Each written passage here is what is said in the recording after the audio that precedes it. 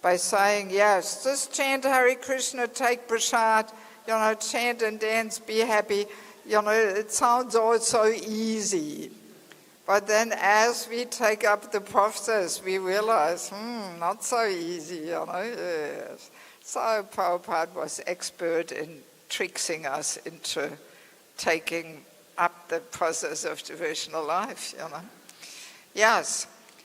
So, and we can also observe how the false ego sets in already at youngest age. Small child. I remember I was once invited to one family's home, so their daughter was 1 year of age, could not even speak, but could walk. So while I was talking to the parents in the lounge room, the girl was bringing all her toys from her room. And I didn't really give it that much importance. But then the mother said, she is showing off her toys because you are here. And I was thinking, oh my God, already at 1 year of age, you can't even talk. But this desire to show off already kicks in. My toys are so special. And because they're my toys, that's why I am so special. That's what's behind it. So this starts already at such young age, maybe even before 1 year of age. Anybody who's got children knows how the kids sometimes try to push their desire through and get into a whole ego battle there with the parents. And want their attention and be the center and. So this is already all kinds of false ego behavior. It starts at very young age. And basically false ego makes us think to be something which we are not. That's in a nutshell what the false ego does. We think ourselves to be something which we are not. Instead of being eternal servant of the servant, we think ourselves to be something different. So, and it all starts, of course, with, yes, I'm a boy, I'm a girl, I'm Indian, American, Russian, German, whatever it may be. So we accept all these designations, these upadhis. And as we go through life, the layer of upadhis becomes thicker and thicker. Right? So then we grow up a little bit. So now I'm a student, medical student, engineering, IT student, this, that. So then we may get married, okay, now I'm father, I'm mother, I'm husband, I'm wife, and then we may take up, some service in the temple, we become a devotee. Doesn't stop there, continues. I'm a brahmachari, I'm a IYF preacher, I'm a head pujari, I'm Sankirtan leader, I'm this, I'm that. So many roles we may be playing, no doubt, but we identify with them. That's the problem. So all these roles we are playing, and we have all so many roles, in our family we play a certain role, then at work in the office, we play a different role. So then at the temple, we have yet another role. So no doubt we all have so many roles we are playing, like we may wear different caps at certain times. But hopefully we don't identify with the hat that this is me. No, we are simply wearing it. Well, if it's a very unusual hat, we may be even identifying with the hat too, thinking, this is a part of me, And when I lose it, oh my God, I lost a whole part of myself. So we may even identify with the hat as well. But as a rule, not as much as with these roles we are playing. So now my question to you, what do you think? Why are we identifying with these roles? What makes it that we identify with them? Yes? Yeah, well, false ego, yes, but what exactly makes us identify with them? Well, that doesn't mean we identify. We can wear it like you wear a quarter, but hopefully you don't think I am the quarter, So what makes it us identify? Yes, it drives us. Yeah, we will get back to that later. But yeah, I'm still waiting for a different answer. Bodily concept of life. Yes. There we go. It gives us a subtle sense of, some subtle gratification. It makes us feel important. It gives us a certain feeling of importance, that we are somebody, some little recognition. And that's exactly what the false ego is pushing us for. The false ego wants to enjoy this subtle sense gratification of being somebody important. Yes. And the more the role, the more it gives us some importance, some recognition, the deeper that identification is, right? Let's say we have some high post in the temple or in the company or whatever, so that feeds the false ego's demands for enjoying the sense of importance. And that's why we identify with it. Of course, also there's ignorance, bodily concept of life, and. But it mainly comes through this enjoying, this subtle sense gratification we are getting. So yes, that really feeds this identification, right? So I do want to make just a 2-minute personal exercise where you turn to your neighbor and you share with each other what is your favorite hat which you identify with, like anything, that the thought of giving up this role is almost worse than death. Right? You understand? Where we are which role are we most attached to? And which role are we so deeply identifying with that the thought of giving it up is so painful, almost worse than death. So please turn to your neighbor just for 2 minutes, share something, just to become a bit more conscious.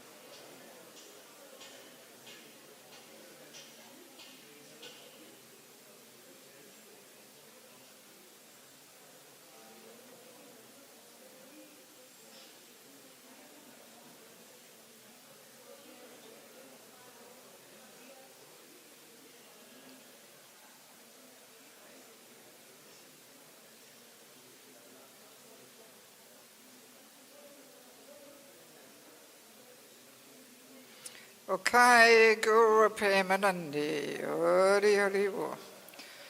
All right, so I saw some of you sharing quite a bit. I hope it was about the topic and not about the yesterday's parikrama or something. Yeah, so I mean, we all have, some hats which we are really attached to.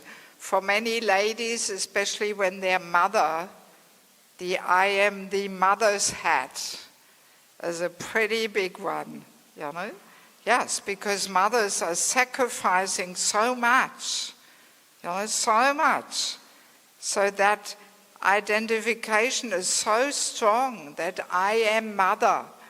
And we can see when the children are 15, 16, then the mother has to take off this I am mother hat. And she has to put on another hat. I am friend. Prabhupada says when the child is 15, 16, the parents have to be friend. And this is so difficult for so many mothers. I always observe this. That even when the son is 45, she still pushes him, corrects him, instructs him, tries to discipline him. Not realizing, hey, my time as mother is over now. I'm friend now. I can't discipline and correct him all the time, Yes. So yeah, the I'm the mother's hat is a very strong one, And of course the Prabhus also have their hats. I dare say, and I hope nobody minds me saying it, the I am a brahmachari hat can be a pretty big one, Because, there is so much recognition coming along, that sometimes, this may even be the main and foremost motivation that people stay in saffron, to enjoy this gratification for the false ego. And people may not even realize, Yes. Yeah, so we all have our favorite hats, So good to be a little conscious about it, how we are identifying with these roles, And I mean, it's very clear that if we think ourselves to be something which we are not, we cannot be truly peaceful, right? Because our understanding of ourselves is false. And we always try to pretend to be something which we are not. So that has to bring along a lot of anxieties, right? We can just imagine, let's say, we have very menial service at the temple. We are just cutting the vegetables in the kitchen or something.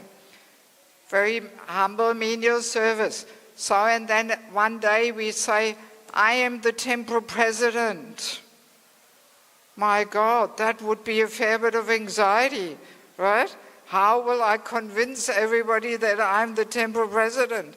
And what if they realize I'm actually not the temple president? Oh, you would have sleepless nights, right? So many anxieties. So, and then a few days later you say, it was just a joke. I'm actually just the kitchen helper. Oh, thank God, I don't have to try and be something which I'm not. Yes. So, and that is the position of the living entity in the material world, because we are thinking ourselves to be something which we are not. We think ourselves to be the body, the topmost enjoyer, the proprietor, the controller. All these designations, what to speak of all the other roles we are accepting. So we are thinking ourselves to be something which we are not.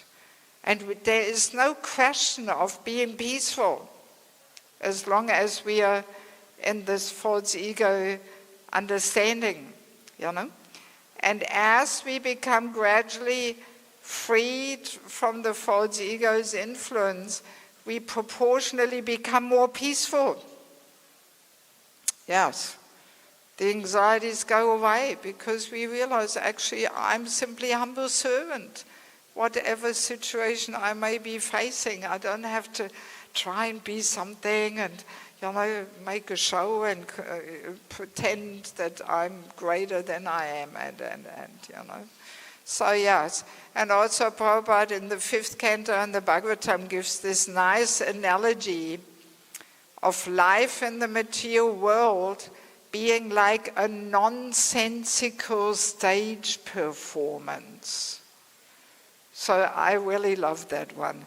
Prabhupada has a very unique way of combining different terms, a nonsensical stage performance. So that's exactly what it is. Every lifetime we can imagine ourselves on the stage, playing a role, and we really take it in. We really think that's me. Let's imagine one life as an Indian man. So we really think, yes, I'm so important. I have so many important things to do. Running. No time for Krishna. So busy. So, and then death comes. Curtain closes. Show is over. It's all finished. Yes. So, and then comes the next nonsensical stage performance. Curtain opens again. So next life, woman in Germany. Again, I'm so important. I have so many important things to do. So busy. Running. And then again, curtain is closing. Show is over. It's all finished. And like that it goes lifetime after lifetime. Nonsensical stage performance. It's really what it is. And then one life may be as a dog in Sweden. Barking. He also really thinks, I'm so important. I have this mission of protecting this property and. And dogs also have a subtle dog's body, a dog's mind, dog's intelligence, dog's false ego. Yes, dogs have a very prominent false ego, yes. So like that, lifetime after lifetime, nonsensical stage performance. That's really what it is, So, and this process of Krishna consciousness gives us a chance to get out of this nonsensical stage performance, Yes. Yes. So maybe I can see if we have any questions now, but just only about what we discussed, because there will be so much more coming. So please don't ask, how can I get free of false ego and this and that? This will all come, We've got 4 sessions, so we only have 1 hour. Where is the mic? No, but we have online audience also. So if we have a mic, up there, is it? Is that a mic? Yes?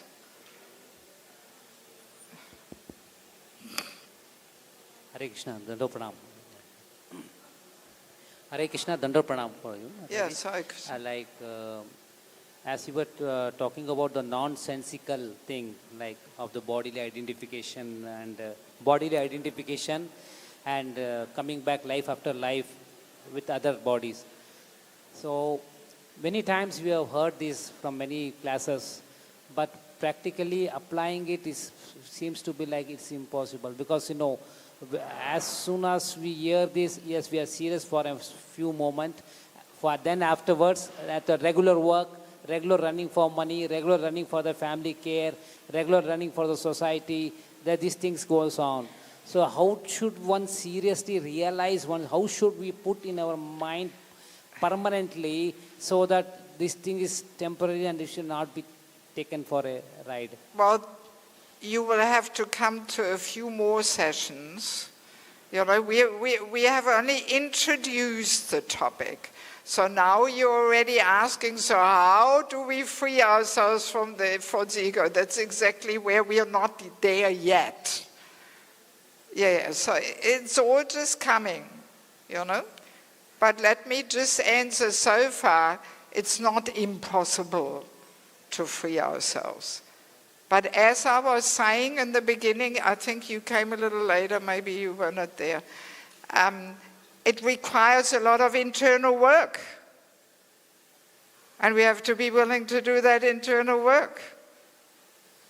And that's exactly the purpose of this little seminar, to, you know, convince my audience here that we have to do some work. And if you can't come every time, there's also a book on this topic. The False Ego, Our Constant Companion and Troublemaker. Yes. So it's a whole big process. And that's exactly what we are trying to bring attention to. Okay. So what else do we have? You and then you. Yes. Thank you. Thank you, Mataji. Dandot Pranam. Thank you. Dandot Pranam. I have just quick question and clearance. What is the connection and relationship between the false ego and soul? Well, as I said, the soul is covered by the gross body made from earth, water, fire, air, ether, and the subtle body of mind, intelligence, false ego. So the false ego is the most subtle element of the subtle material body, which covers the soul. The soul has nothing to do with the false ego. Yes. It's covered by that. You know? Yes. Hare Krishna, Mataji. Mataji, are you able to hear me? Okay, thank you. Mataji, like women, when they are not so spiritually advanced, they are very emotional. So for them, the fulfillment comes from when they identify themselves as a mother or as a wife. And like in earlier ages, we have also seen women identifying themselves as wife to such extent that they would commit sati also. So how do we understand this? Like, because sometimes it's like that they're living, the reason for why they live, the women especially, is because they are playing the role of a wife and a mother. Yes. Yes. So you were touching upon women being emotional. Yes. Krishna has given us women this emotional nature so we can be good caregivers and mothers. So we want to play that role. So within Krishna consciousness, you know, we are meant to understand that we are simply serving in that role, that we are not mother and wife, but Krishna has given us this service. And that will come gradually only, na Mataji, because initially they will be very attached to their children and their husband also. See, nothing comes automatically. Nothing comes just automatically. We have, see, the whole process of Krishna consciousness is actually a very deep and, as I said already, internal process. So we can externally go through the motions and we maintain our attachment for the false ego gratification, you know? And that's the 10th offense to chanting the holy name, to maintain material attachments even after understanding so many instructions on this matter. So if we maintain this false ego gratification, you know, then we are not really getting the benefit of the chanting. So automatically nothing happens. Mataji, this detachment from our husbands and our children, that would come only with gradual practice. Naturally it should come, that detachment. Yeah, see, I don't really want to divert from the main topic, but let me just put it that way. Our family life has to be an ashram. And many householders' family life is not so much of an ashram. Okay. Let me use the opportunity to do a bit of advertisement here. So on this topic is also a book, Family Life as an Ashram, Secrets of Success, because we can very easily leave our family life rather mundane, material, and we just have a little bit of, prasadam, kirtan along the side. And then nothing will happen automatically. Family life has to be an ashram, So mundane family life is what binds us the most to the material world. But family life as an ashram liberates us. Yes, it's a separate seminar. But let me just share this one nice thing that Prabhupada said. That this man-woman attraction, it's like a thorn in the foot. Ooh, so painful. So, if you're expert, you can take another thorn, a second one, and get the first thorn out of the foot. Right? But if you're not so expert, you end up with 2 thorns in the foot. Yes, and that's what often happens, So the second thorn with which we pull out the first thorn, that's family life as an ashram. But because we don't take much training in this, no preparation, no education, people just get married and all they know is mundane family life. That's why so often it's not an ashram, So if family life is an ashram, then yes, you will get to that point of purification. But if it's not an ashram, will not really happen so much, Yes. Mataji, for those women who are not devotees in older times, like they are trained to serve their husbands as everything, and they serve also and their identity as a wife is very strong. That's why they commit sati also. So is that fine for them? Because they are not devotees, so is that fine for them? That will bring their elevation. Yes, see, I don't want to get into this topic now because we are going off the topic. Yeah, thank you, Mataji. Thank you so much. Sorry about that. Yes, but let me put this also, just as a short answer. There is another ashram after the Grihastha ashram, the Vanaprastha ashram. Yes, also something which is not understood. It's practically not established. That will be my next book, the Vanaprastha ashram. Next year I'm going to work on that. Yeah, I have a whole 15-hour course on the Vanaprastha ashram, Yeah, because people don't know. There's no understanding, no training, no education, And that's why people often stay until the time of death in the Grihastha ashram. But there's so many quotes in the Bhagavatam where Prabhupada says, no gentleman will stay in family life until death, So in former times, everybody was taking Vanaprastha, even those who were not Vaishnavas. Still, the understanding was there. You have to get out of your cozy home and.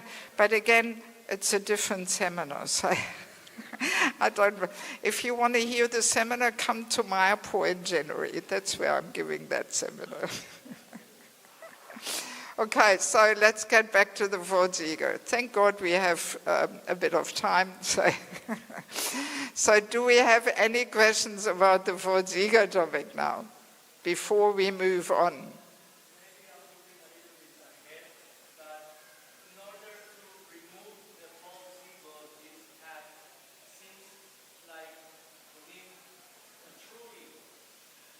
Well, and I said the true ego, I think you came a little late.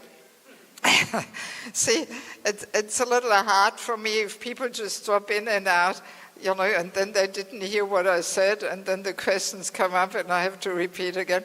So, yeah, if you want to really I'm of course happy that people come at all, So, but anyway, I mentioned the true ego is Jiva Svupora Krishna Nityadas.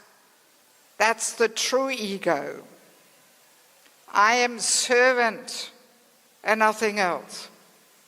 In all different capacities, I am servant.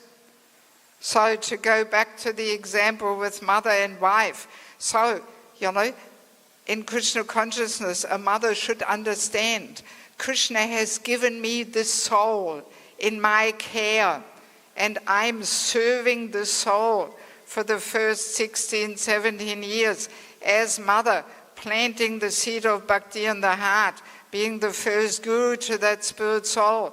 So, and then when the child is 16, 17, we have to cut that umbilicum cord.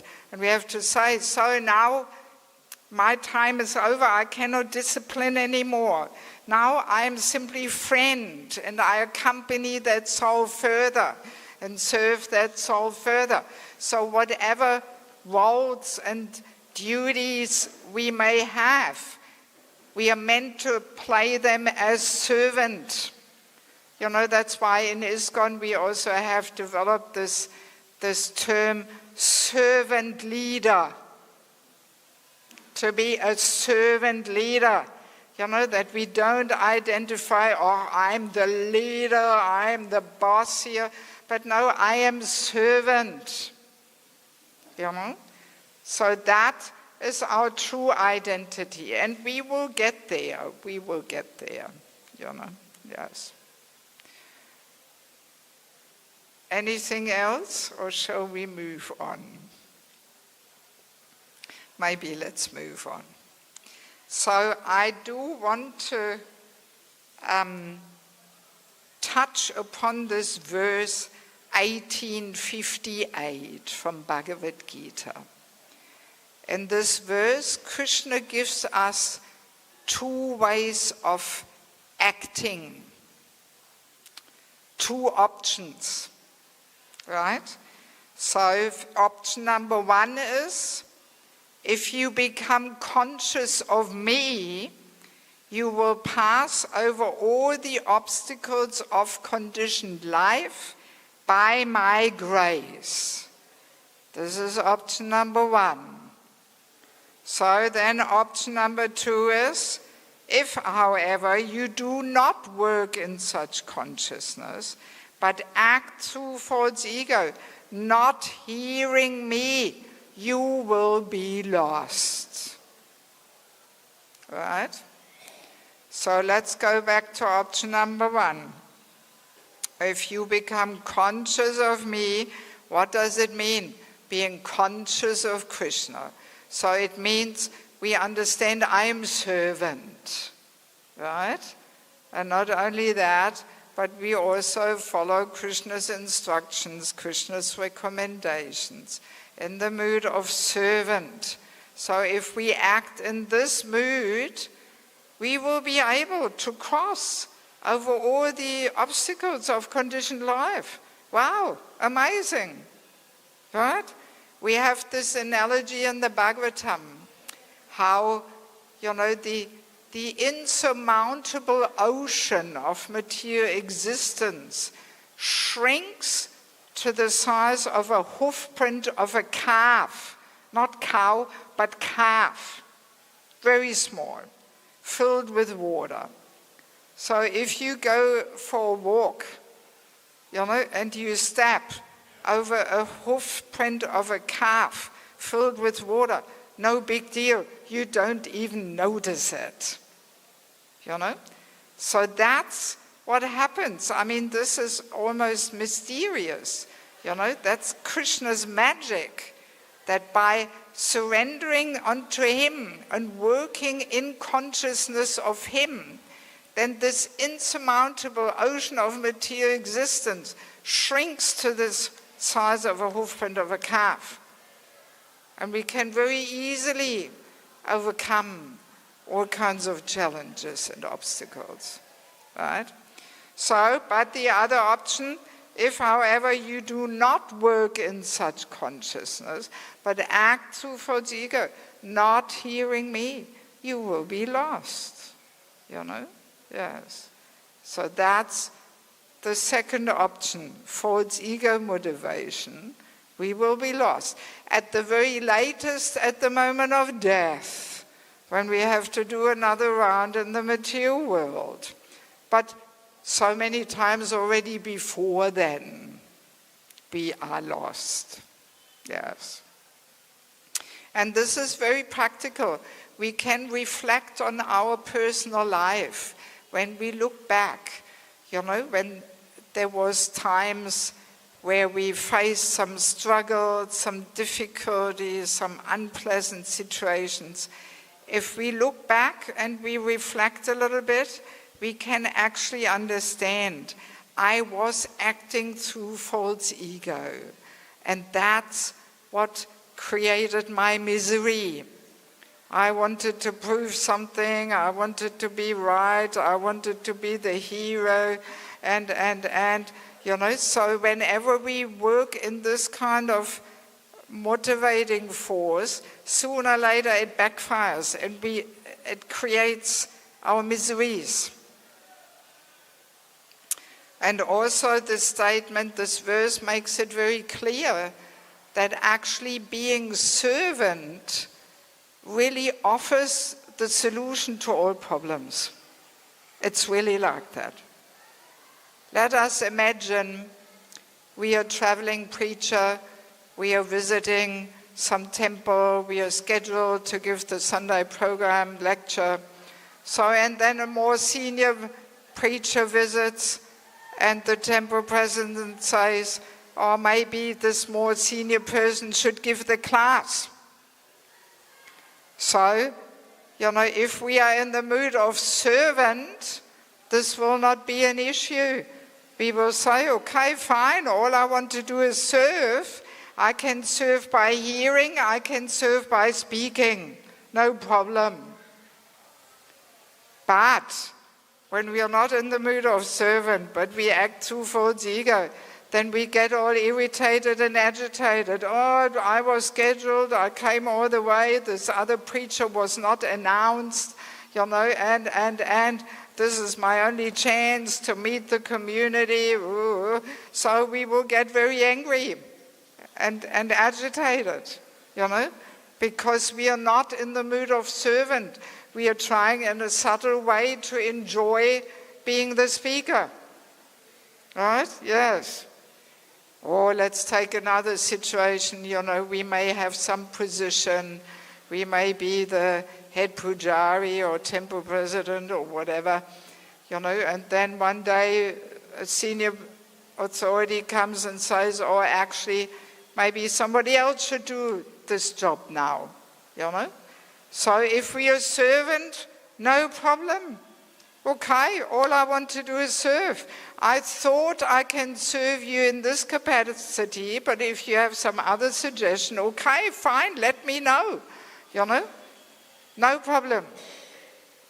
But if we are attached to enjoying that recognition, we will not like it, and we will oppose and sometimes, sometimes it's a whole struggle to remove a person from a position and put somebody else. And I mean, anybody who's been around for a while has observed and experienced all these things, Yes, that it can be a whole thing, so much politics and tension and arguments and conflicts and.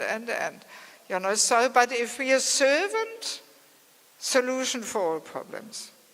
Yeah, it really is very practical. So I always suggest, and I keep this also for myself, I keep this in the back of my mind. Whenever I face some challenges, some unpleasant situation, I try and make these 2 steps back and ask myself, what am I here? Am I humble servant? Or am I trying to be the controller, enjoyer, whatever? Yes. And then we always get the answer, that yes, we are frustrated because we are not humble servant.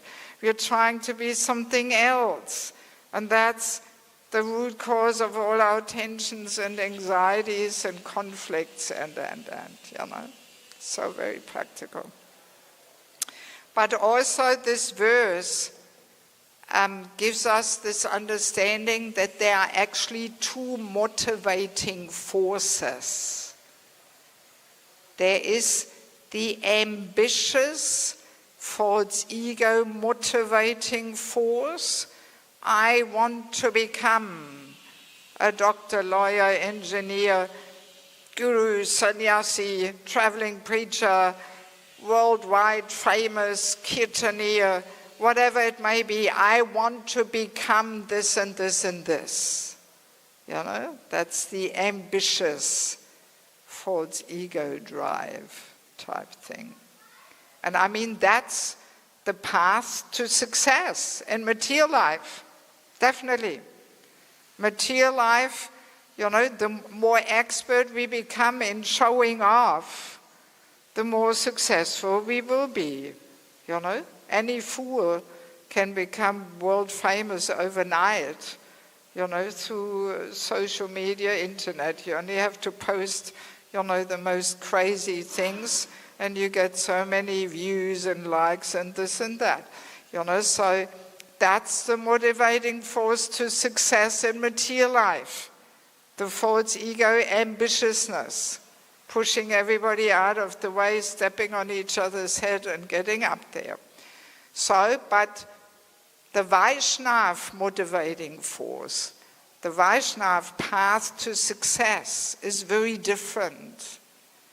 There actually, the motivating force we should get to is all I want to do is serve. I just want to serve, whatever it may be. And it is quite interesting to understand, if we have this mood of just wanting to serve, Paramatma in the heart witnesses that and sees our genuine, selfless desire to serve.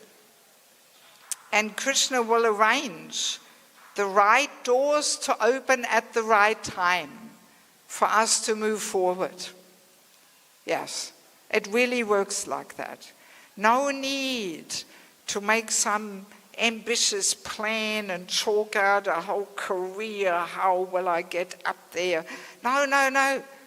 We can just rely on that if we just genuinely give our best in service, Krishna will recognize this. And more service will come to us, more responsibilities, different paths, different doors open, opportunities come towards us. Yes. So that should be the Vaishnav motivating force, that all we want to do is serve, Because also when it comes to preaching, or doing anything, making any little contribution to Prabhupada's mission, actually we require a little bit of empowerment and blessings, Yes. And we don't get them through ambitiousness. No. The blessings, empowerment come if Krishna sees and the Vaishnavas see that we genuinely want to serve. Then everything happens from there. The empowerment, the blessings will come. Yes. But if we are just caught on this false ego motivating force, we will not get the blessings and the empowerment. So I find this very important for devotees to clearly understand, because life is becoming more and more materialistic. There's so much envy, competition out there, so much struggle to get up there, and some of us may have to work outside, so we are affected by this ambitiousness. And we have to be careful that we don't take the same mood into our devotional life. And we think in Krishna consciousness it's also the path to success, to be ambitious and have this ego motivating force, you know. So yeah, we have to be clear that this is a completely different thing. I mean, in Bhagavad Gita 269, it says, what is day to the common person is night to the introspective sage. So basically this tells us that the worldview and approach of a materialist and a spiritualist are as different as day is from night. So what is success in material life? Perverted reflection becomes the lowest in spiritual life, right? And what is perfection in spiritual life becomes the lowest with mundane eyes, you know? Yeah, so we have to be clear in this. This day-night principle accompanies us through so many different aspects of devotional life. So we should not think that what is success in material life is also success in spiritual life. No, no. It may very well create an obstacle. Yes. So we have to be very careful, you know, to understand what to invite into our spiritual life, you know, or in our life at all, you know. So yes, these two motivating forces are there. So of course, one thing we have to be clear, in our more neophyte stage, the false ego motivating force is much stronger developed than the motivating force of wanting to serve and please Krishna and his devotees, right? Yes. So, false ego has some little good thing too. It's not that false ego is all bad. No, at least it motivates us to do something. You know, at least it gets us going. So that's already good.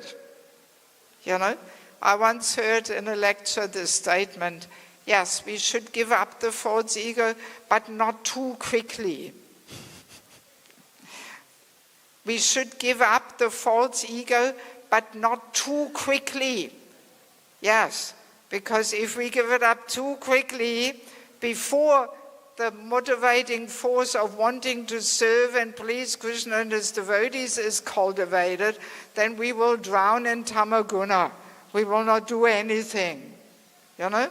Yes. So at least the false ego motivates us. So it's not all bad. It's not all bad. Even let's go back to the example of mother and wife.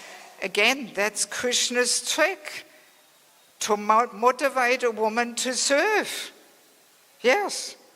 You know, that's why it is so important to go through this journey of being mother and wife.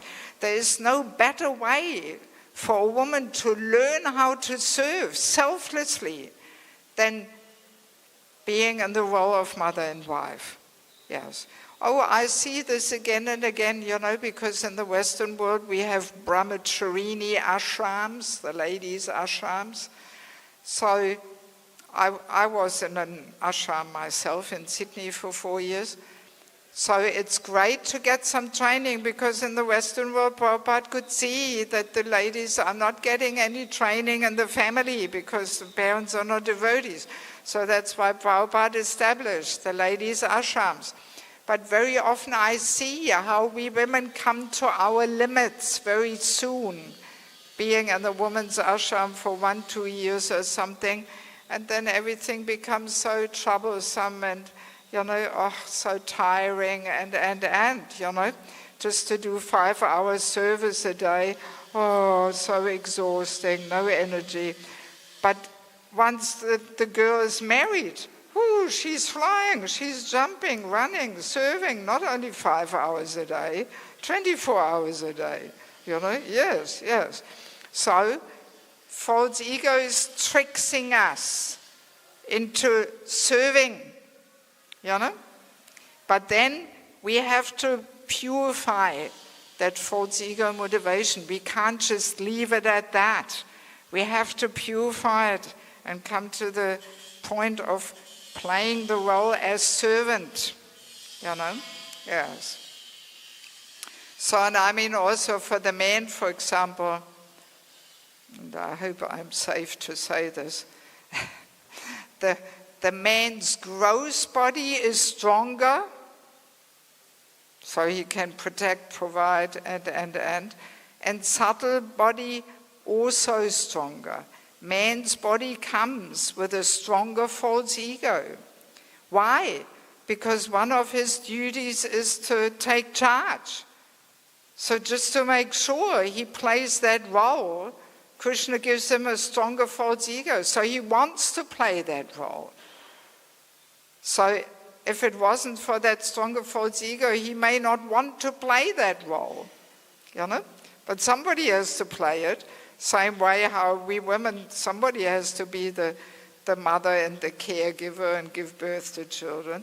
So in the same way how her false ego motivates her to play that role, there's also the man's false ego that motivates him to play the role of taking charge. Right? Yes. So Krishna tricks us, with the false ego to play certain roles, and they motivate. But then we have to also purify that false ego motivation and play the role as humble servant. Yes, like that. So it's not all bad, And we can also see, especially grihastha life comes along with a sense of ownership. The I, me, and mine is an important part of grihastha life. My house, my family, my children, that motivates a man and a woman to be responsible and dutiful, But then again, if we mold our family life into an ashram, then gradually this false ego motivation will be purified, hopefully. And we can see, like I'm traveling quite extensively into so many parts of the world, so we can see, especially with rural communities, farm communities, that those communities develop the best where the grihasthas are given some sense of belonging and ownership, where they can earn a little bit of income because that motivates him, But those farm communities where everything just belongs to Krishna and you just get accommodation and food or something, those devotees who are capable of getting something happening, they rather do their own thing because they want to pass something down to the children and. So those farm communities where some aspects are privatized and they can actually develop their own thing within that community, they thrive more, Yes. I mean, let's remember Nanda Maharaj. He had thousands of cows. They were his cows. They were not Lord Vishnu's cows or something, but they were his cows. And he gave them in charity at every opportunity. So that's the purifying duty of the grihastha, to loosen this knot of I, me, and mine, to be charitable. But it is a very strong part of grihastha life, this I, me, and mine. Yes, because that motivates a person and makes him responsible and dutiful and. So, in other words, false ego is not all bad. It also has a little good part in it, Yes. It motivates, but it has to be eventually purified, Yes. Let me see. I have a few other things to add, but let me see if there's any questions now. Do we have any questions just about that? these two motivating forces, ambitiousness, serving. Yes, Prabhu, do we have the mic? Somebody can give him the mic.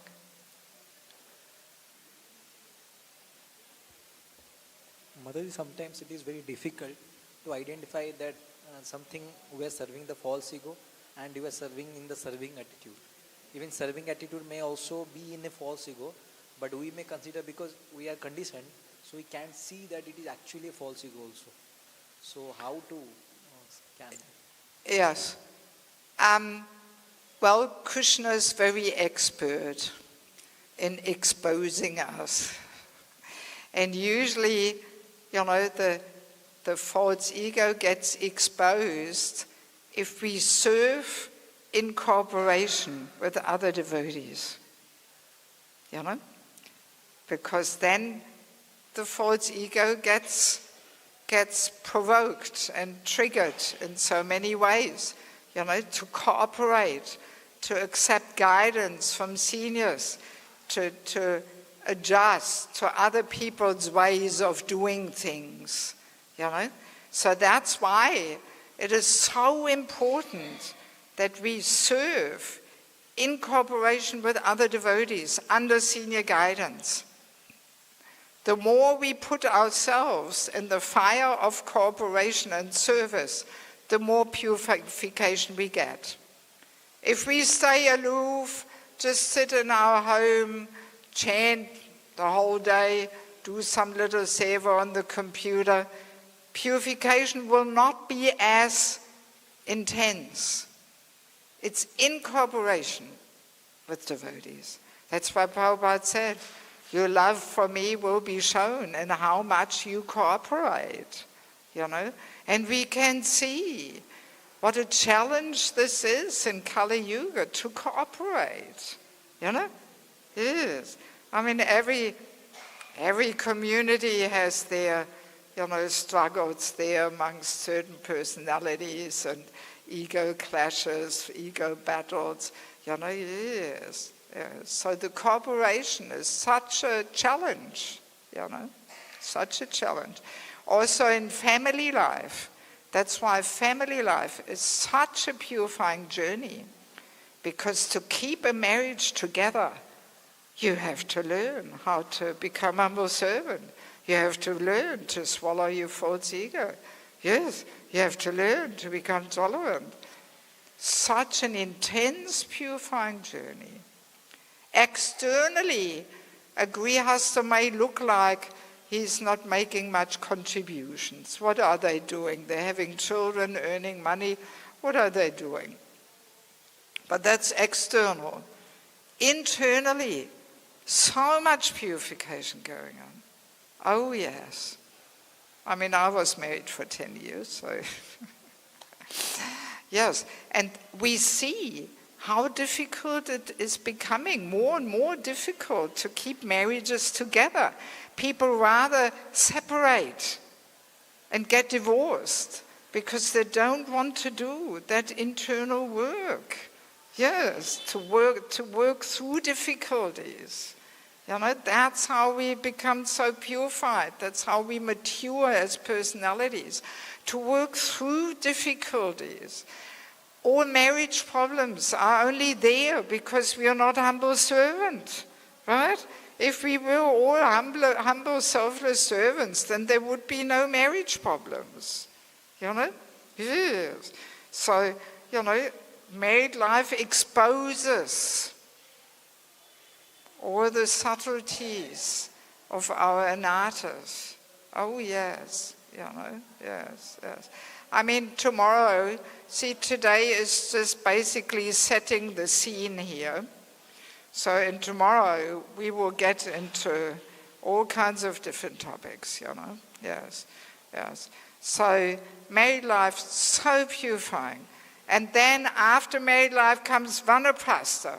And that's, by going through the whole journey of grihastha ashram, then you get that purification to actually preach and share your life experience and travel and reach out and. Yes. So Krishna has given us the perfect system, to actually gradually make progress and hopefully go back to Godhead, Yes. What else? Yes? Mike?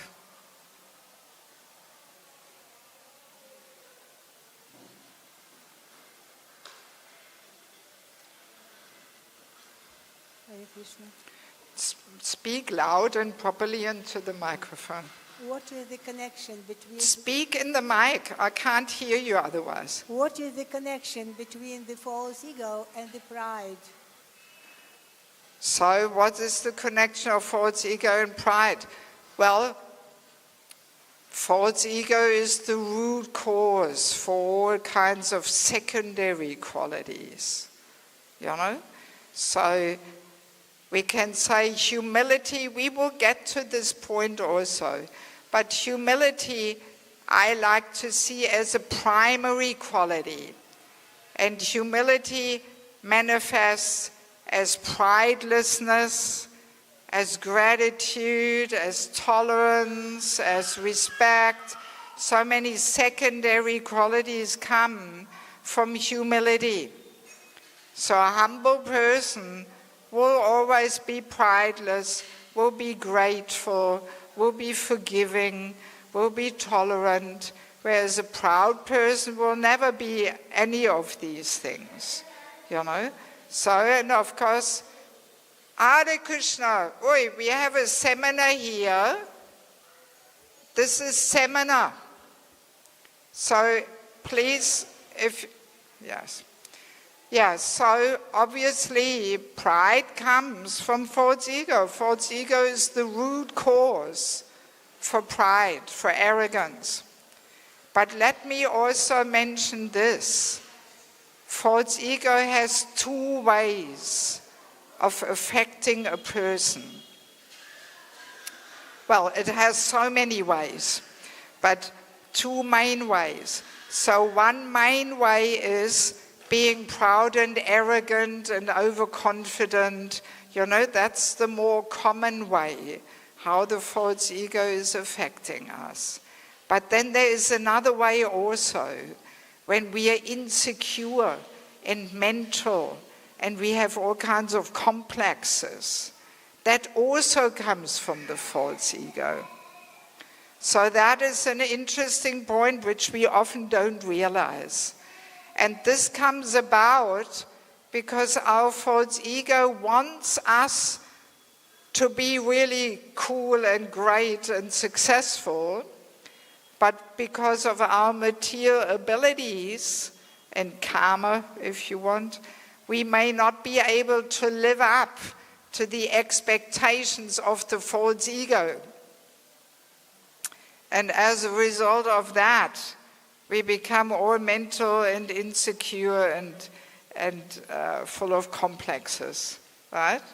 Interesting to understand it's also the false ego, because we can't, live up to the expectations which the false ego puts on us, and we can't look as great as we would like to. Let's take an example. Let's imagine we are not such a good singer, and we get all, insecure and, everybody sings so nicely, only I can't sing as nicely. And so we get all mental and insecure about our singing and. So, but if we have the spiritual vision, then we understand actually what Krishna is interested in is our love and devotion. Even though our voice may not be so super fantastic, but Krishna accepts the love and devotion. So, all right, let me just try and sing with love and devotion and I hope that Krishna will accept it.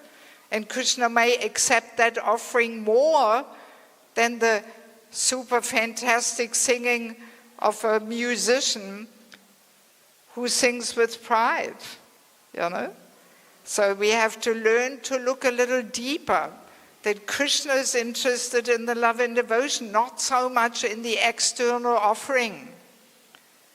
And if we see things like that, then we will not get all mental and insecure and full of complexes about our singing. All right, we may rather let other people sing at a kirtan mela or something, but if we have to sing before we give a class or something, then we have this mood, okay, let me just do my best and sing with devotion. And sorry, dear devotees, you're just going to have to accept whatever it sounds like.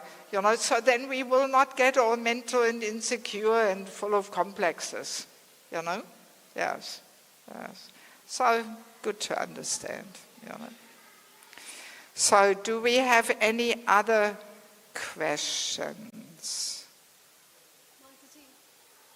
Mataji, like if someone has not been so ambitious in the material life, then they will not have very ambitious false ego.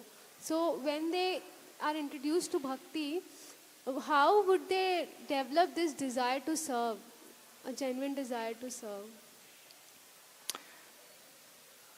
Well, hopefully by hearing the philosophy, by associating with devotees who are eager to serve, by receiving inspiration from guru, from sadhus, we can cultivate inspiration to serve, yes. I mean, that's why association is so important. When we associate with people who have a genuine desire to serve, it's contagious. We catch it too. And we also want to serve, Yes. And they may encourage us and.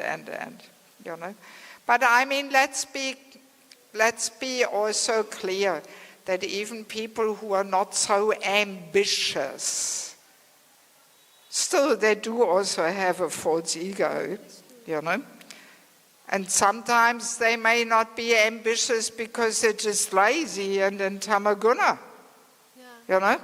So that's why false ego has its place, because better they serve with a little bit of false ego motivation than being all lazy and lethargic and in tamaguna, Or they may be very insecure, like how you told, because of this low self-esteem and other Yeah, things. I've come across this too, that people want to look so great, but because of their capacities, they can't be as great as they would want to be like, and then they rather do nothing, and they get all insecure. So again, it's false ego.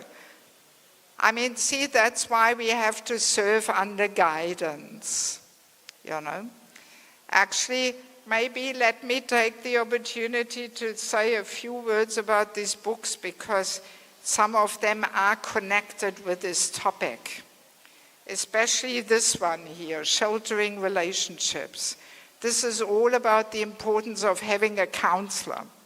That just having Diksha, Shiksha, Guru, not enough.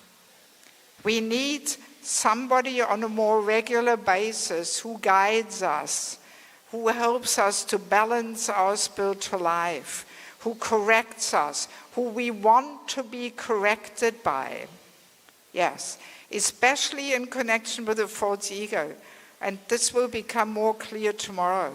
Without a counselor, we can be lost. There's so many testing situations in our spiritual life. So if we don't have this trusting, well-wishing friend in our life, very easily we take shelter of the false ego and we will be lost. And because the false ego blocks our ears, blocks our intelligence, we may not even be able to notice how we are, on the false ego platform. So we need this well-wishing friend who taps us on the shoulder and says, hey, just cool down. You're overreacting here a bit, and. So this mentorship topic is so important, and we have lost so many devotees over the last 50 years because we have not understood the importance of having a counselor. We think Diksha Gurus is enough. But our Diksha Gurus have thousands of disciples. They cannot get involved, with each and every devotee's personal situation. Not possible, So very important topic. Then this one, spiritual culture, Krishna's divine system. This is all focusing on the man-woman, nature's qualities, that man, woman are not equal in the sense of the same. The equality is on the level of the soul. But on the level of the body, they're very, very different nature's qualities, because they're meant to play different roles according to Krishna's system. So this is very insightful. We women have a very powerful Shakti, but we are meant to play the role of being the power of inspiration to the man, and not to compete with the man. But because of this man-woman equality propaganda, we women now compete with the man. And this is very destructive and disempowering for the man. So this is also such an important topic. And it's completely based on Prabhupada, what Prabhupada says in the Bhagavatam. And this book I also have in Russian language, just a few copies. So, and then here, the false ego, constant companion and troublemaker. I think we have some little clue what this is all about. In this book, there is a whole chapter on chanting the holy name also. Because as I mentioned in the beginning, I conduct holy name retreats. If anybody is interested to join us in Echo Chakra, you can take a photo of this at the end. So it's like a summary of a holy name retreat, because the chanting is very instrumental in dissolving the false ego, but we have to chant with the right mood and quality of feeling. So it's a whole deep topic in itself. And then we have entering the Grihastha ashram, how to do it, how better not to do it. It's like a handbook for matchmaking. How to see that a boy and a girl are compatible. Especially here in India, people mainly look at caste and economical considerations, but they don't look at devotional levels of compatibility. And I meet so many unhappy, mismatched Indian couples, because they don't take enough time to see, are we on the same page? So in this book, there's over 100 topics which a boy and a girl should discuss with a cool head to see, are we on the same wavelength? Do we have similar goals and tastes and moods and visions and standards we want to follow and all that? So it's very important for people who are not married yet, and also for the parents. We have to educate ourselves how to enter the Grihastha ashram. And then last but not least, family life is an ashram, secrets of success. I mentioned it, that not every married person's family life is an ashram.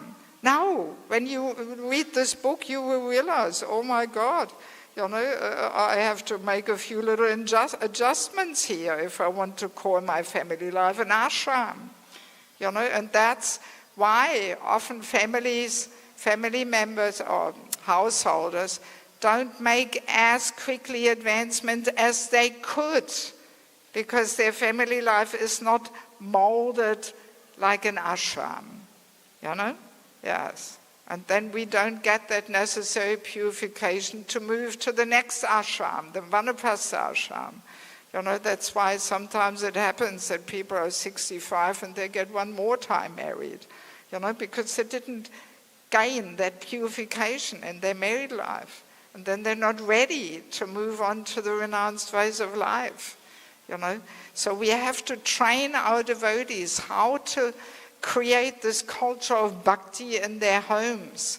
And then the children, very naturally, they will take up Krishna consciousness. But if there's no culture of bhakti in the home and it's all just rules and regulations and do that and you have to chant, this is not attractive for children. So there has to be a whole culture of bhakti in the home, So if any of you wants to get some books, these these three, they're 350 rupees each. The other two are 300 each. And you can pay cash or also over the phone with QR code, Yes. Yeah, so all topics, I feel a great urgency to get them out into the world. So I would be very honored to put these books into your hands. Okay, 5-1. So let us conclude on this note, and tomorrow we will continue. So best, of course, is if you have the time, if you want to really get a little bit of a transformational experience here, best would be if you come every day. But even if you can't manage, some days is better than nothing, So even if you have friends who are out on parikrama today, people can still join tomorrow, no problem. Even though they missed the first session, but they will capture something, no doubt, Okay? All right, so let us conclude on this note, and I hope to see you again tomorrow, 11 o'clock. Also tonight I'm down for Bhagavad Gita class. There's also a good topic which I want to present today at 6 o'clock.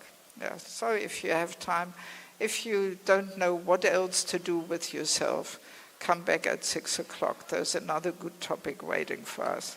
It coincidentally matches with the verse, and I will try and give some insights on that. Okay, thank you so much. Srila Prabhupada ki, Samaveda Bhaktivinoda ki, Gaura Premanandi, Hari Hari Bol, Hare Krishna.